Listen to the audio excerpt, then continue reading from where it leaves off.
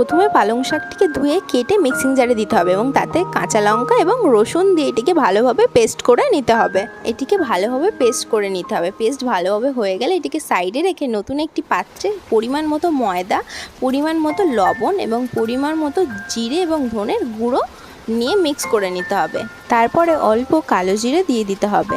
এরপরে পালং শাকের যে পেস্টটি আমরা করে রেখেছিলাম সেটি এর মধ্যে দিয়ে দিতে হবে এবং দিয়ে ভালো করে মেখে নিতে হবে। এটিকে ভালো করে মেখে নিয়ে একটি ডো করে নিতে হবে এবং ডোটিকে কিছুক্ষণের জন্য রেস্টে রাখতে হবে। আধ ঘন্টা মতো রেস্টে রাখার পর লুচির আকারে বেলে নিতে হবে। এরপর কড়াইতে তেল দিয়ে তেলটিকে ভালো করে গরম করে নিতে হবে এবং লুচিগুলোকে এক একটি করে ভেজে নিতে হবে।